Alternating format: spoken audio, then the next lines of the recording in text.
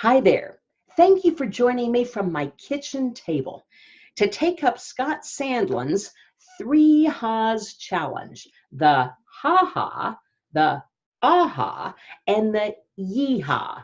If this is the first time we're meeting, I'm Karen Hand. I live in Chicago, and this is a typical October Chicago day, kind of overcast, kind of rainy and chilly. Oh, but the colors are smashing, aren't they? I love this view as I'm sipping my coffee every morning. Thanks for joining me. So the ha-ha is an embarrassing moment. And that takes me back through the magic mind machine to a past life, well, past, present life. Before I was a hypnotist, I was a radio personality, and I had a radio career for over 30 years. It started in my home state of Oklahoma. Now, I've lived in Chicago longer than I lived in Oklahoma, but this started, well, over 30 years ago in Oklahoma. I went to the University of Oklahoma, and I was a drama speech education major, but I found myself in the college radio station, and wow, it was phenomenal. A ha-ha moment came at that college radio station when I was asked to do my very first radio interview. It was 30 minutes. It was a public affairs program, and I was going to interview Joe Foote, Karen Hand, and Joe Foote. Okay, funny enough right there, but that's not the embarrassing or even the ha-ha moment here. I learned that from James Hazelred, by the way. So the time came for me to interview this man. He was at the time Carl Albert, the Speaker of the House. Joe Foote was his press secretary, and I was supposed to interview him. He also was an announcer for the University of Oklahoma's football team, or at least the halftime show, and he was famous for saying, "The pride of Oklahoma." That's enough to talk about, right? I was supposed to talk to him for 30 minutes. I wrote out questions, and I had some things to ask about Carl Albert and politics, but I was young, and I didn't know anything about politics then, and I didn't care anything about it either. The virtues of being young. Anyway, so I was interviewing Joe Foote for a half-hour interview, and 10 minutes into that interview, I'd used up all the questions I prepared. I'd asked everything I knew about politics, about the Speaker of the House, about his job in Washington. And so 10 minutes, that wasn't nearly long enough, right? I padded out another full 5 minutes asking him about his work for the University of Oklahoma football team and band and the halftime show. And then I was done. I was spent. I was out of questions. There was nothing else I could ask. I ended the interview 15 minutes short of the time I was supposed to speak. I was mortified. I politely said goodbye. I talked to my superiors. I was mortified. I went to the ladies' room and cried for a full hour, knowing that I was going to be an abject failure. I was never going to make it. But boy, did I learn an important lesson that day. I not only did make it in radio, I was the side chick of a major morning show in Chicago, and one of the biggest radio stations here came to Chicago to work at WLS, at the time, the biggest radio station in the country. And I had a very successful career. So I apparently learned something along the way. The big thing that I learned in that radio screw up, that interview screw up, was to always be over prepared. Guess what?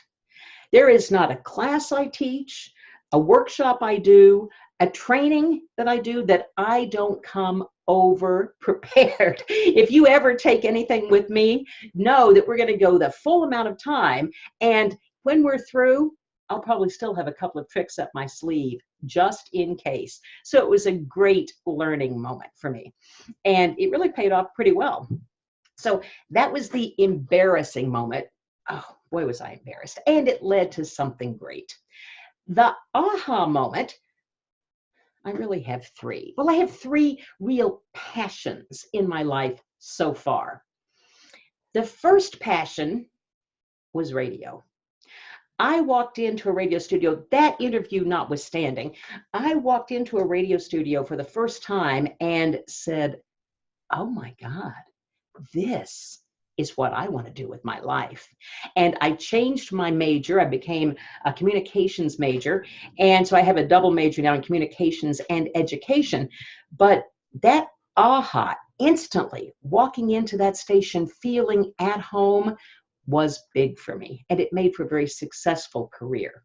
Some years later in Chicago, I worked for a CBS radio station, and in the hallways of CBS, there was this cute new guy who was walking through the hallways, and I kind of noticed him, and occasionally we would flirt a little bit back and forth.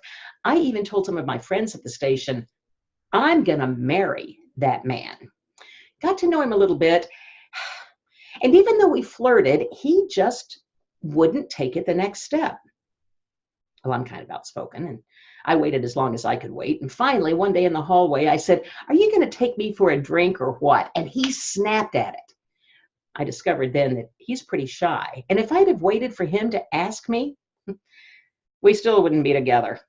Fortunately, I stepped up. I asked him, and we have now been married for 28 years. That was an aha and one of my passions. I still love that man very much. And the third aha, instant recognition, was in my radio career.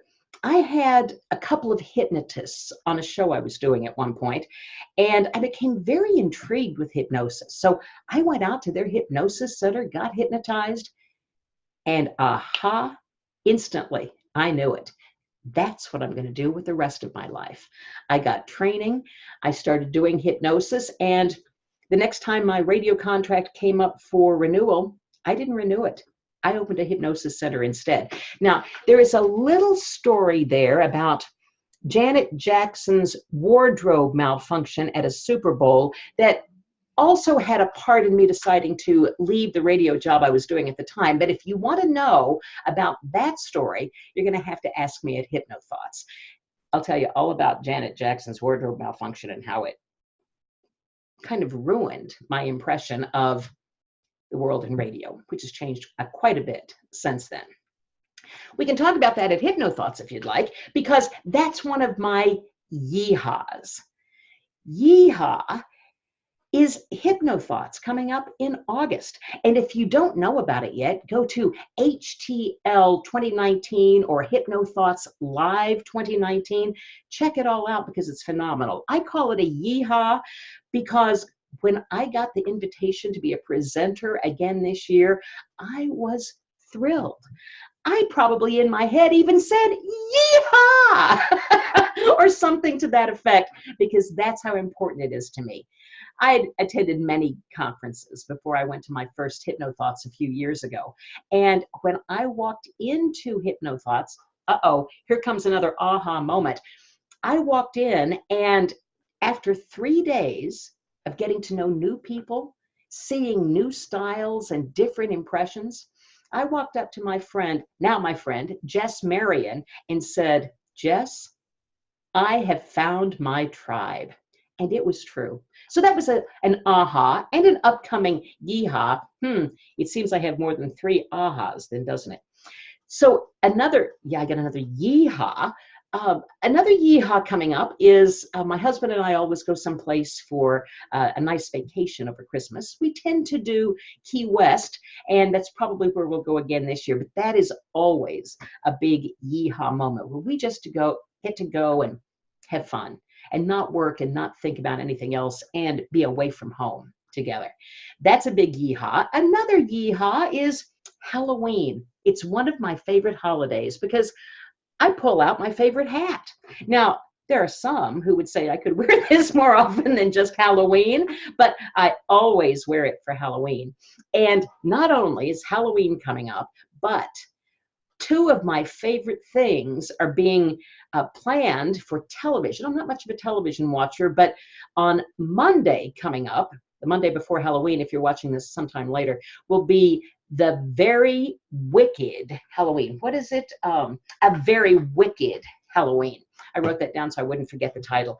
Wicked is my favorite musical of all time, and Adam Lambert, I am just a groupie for Adam Lambert, and he's featured in this. So pairing Wicked and Adam Lambert together, yee-haw! It's the best.